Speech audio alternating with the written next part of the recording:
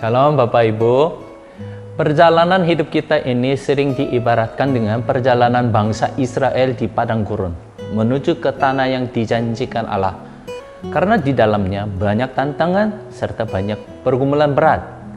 Setelah bangsa Israel dikeluarkan dari Mesir, mereka harus melewati dua air besar untuk masuk ke dalam tanah perjanjian Allah, yaitu Laut Teberau dan Sungai Yordan. Namun Bapak Ibu, cara Tuhan, perintah Allah untuk menyeberangkan mereka dalam dua peristiwa ini sedikit berbeda.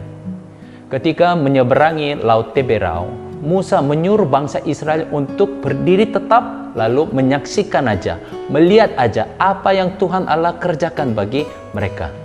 Keluaran pasal 14 ayat 13 berkata, "Tetapi berkatalah Musa kepada bangsa itu, janganlah takut, berdirilah tetap dan lihatlah keselamatan dari Tuhan yang akan diberikannya hari ini kepadamu." Tuhan sendiri terlebih dahulu membelah Laut Teberau, kemudian bangsa Israel mulai menyeberanginya. Tuhan berkarya duluan, kemudian umatnya mengikutinya. Dan setelah dilewatinya Laut Teberau, mereka benar-benar dapat merdeka, diselamatkan dari perbudakan Mesir. Sedangkan untuk menyeberangi Sungai Yordan berbeda. Para imam yang mengangkat tabut perjanjian Allah itu harus masuk dulu ke dalam air besar itu. Yosua pasal 3 ayat 8. Saya akan membacakannya dalam Alkitab bahasa Indonesia masa kini. Sekarang perintahkanlah para imam yang memikul peti perjanjian itu, supaya sesampainya mereka di sungai, mereka masuk ke dalam air sungai itu dan berdiri di dekat tepinya. Bangsa Israel harus bergerak dulu menurut perintah Tuhan, taat duluan pada firman-Nya.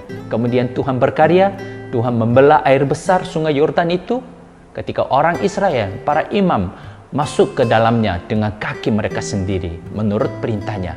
Dan akhirnya mereka dapat menyeberanginya dan memasuki Kanaan, tanah yang dijanjikan Allah setelah Sungai Yordan terbelah.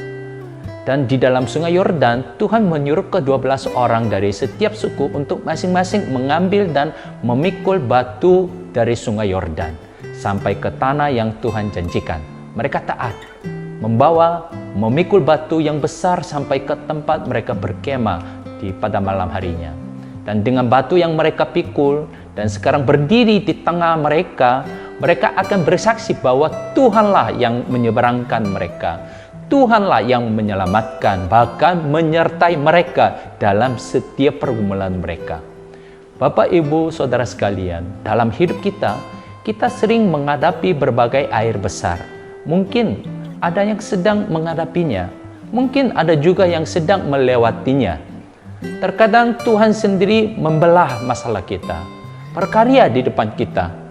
Tapi seringkali juga kita harus duluan bergerak dengan iman menurut firman-Nya. Menginjak air besar dengan kaki kita sendiri.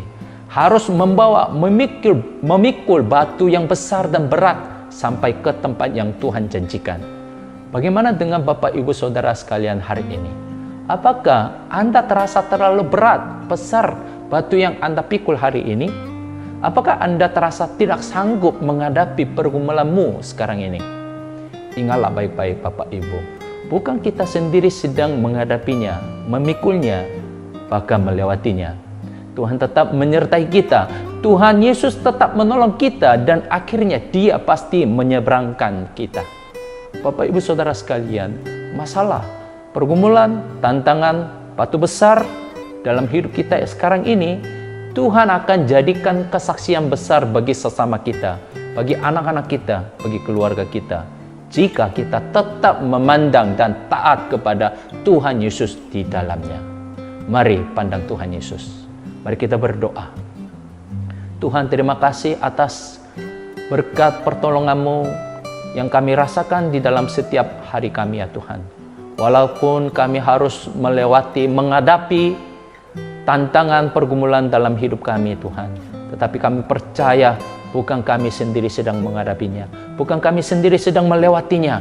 Tuhan tetap menyertai kami, Tuhan tetap menolong, menguatkan kami ya Tuhan. Bukalah mata kami ya Bapa, agar kami tetap melihat, memandang taat kepadamu Tuhan Yesus yang berkarya bersama dengan kami. Tolong kami ya Tuhan, dalam hari ini ya Tuhan, kami mau taat kepadamu Tuhan. Berkatilah kami ya Bapa.